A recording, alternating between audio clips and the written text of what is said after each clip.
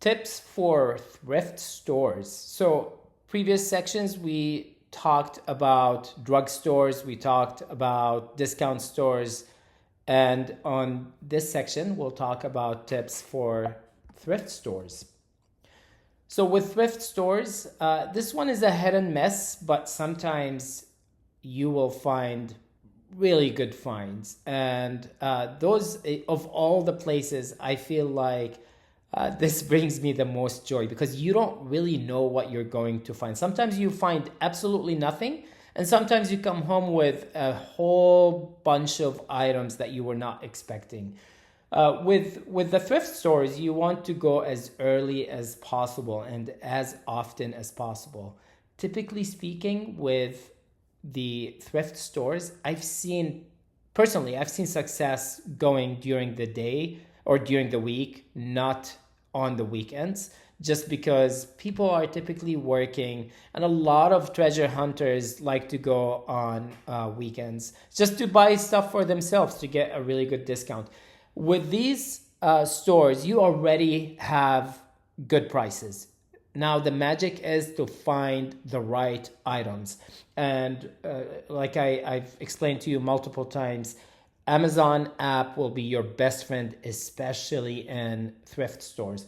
There's new inventory that comes in almost every single day with thrift stores, and they're put out daily and frequent visits. Sometimes I've hit thrift stores multiple times a day, but that was when I wanted to really see if I could get some good items. I typically did that towards the end of the summer or the beginning of the spring, just because this is when people are either cleaning out their houses and getting rid of items that they haven't even touched. And sometimes big retail stores, they decide to donate to thrift stores. We're talking about Goodwill. We're talking about DI. If you live in Utah, there's a place called DI, the Desert Industries. They bring a lot of good stuff. So I remember it was really cool to go scout for products there.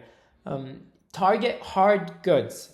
Board games are awesome in thrift stores. One thing you just want to make sure that you source are items that look brand new. You don't want to get something that will cause you to return, or cause the customers basically to return the item and give you a bad feedback. You don't want to do that. So make sure that you're targeting board games that are brand new. Typically speaking, they're a little bit higher price, and I found success in negotiating prices, believe it or not.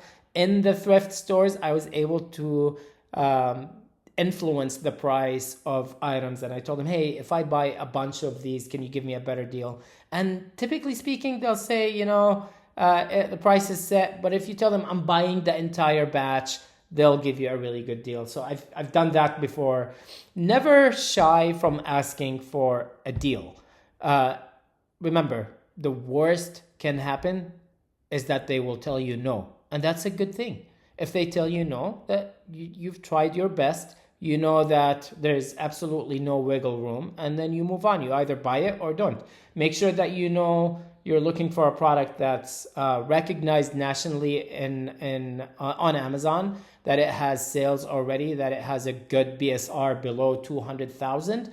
Typically, you want to look at something between the 70 to 100,000. If you find anything below 70,000 BSR, you have hit the jackpot, my friend. Just make sure that Amazon isn't selling it. Even if Amazon is selling it, you might have actually good wiggle room to lower the price and compete better than Amazon on these products. Believe me, I've done that before, and it was really successful. Look for sealed products. I mentioned that before, but make sure that your products that you're buying are brand new. They're not used, and they are not, they're not tampered with in terms of their packaging. You want to make sure that they are sealed.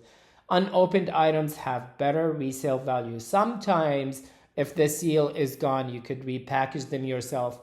I tend to shy away from this process. I like to ship stuff that look like they came from the manufacturer. Because remember, people that are on Amazon oftentimes don't even understand that there's a third party selling the product on Amazon. They actually don't even know you exist. So they think they're buying either from Amazon directly or from Amazon through or from the manufacturer through Amazon. They don't even know that there is a third party seller selling products on Amazon. So you just want to make sure that you are getting the highest quality products in terms of packaging and in terms of the item itself.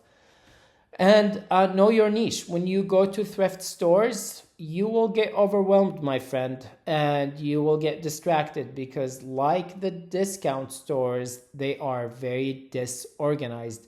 They try to make it organized, but the folks that work there, the least of their worries is making it easier on customers to identify items. They just put everything on the shelves, and whatever hits.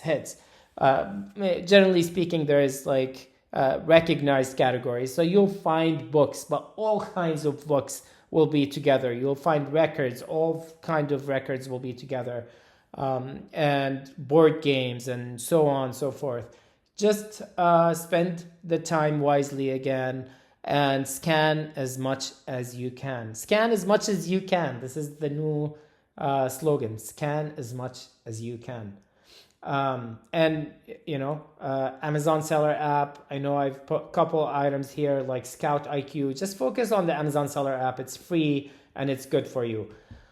You also will find seasonal items. A lot of these, big Halloween stores that open just in time for Halloween. When they're done, they need to get rid of their items and they don't want to keep them. They already made their money, so at this point, donations are good for them. So they dump a bunch of brand new products. You could take all of those and list them on Amazon. It's pretty awesome because you get crazy discounts on that.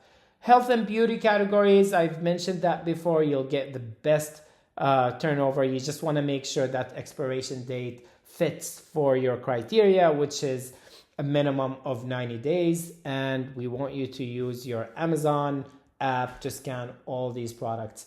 Thrift stores are really cool. I've seen major success with books, and I've bought books for $1 and was able to sell them for $20.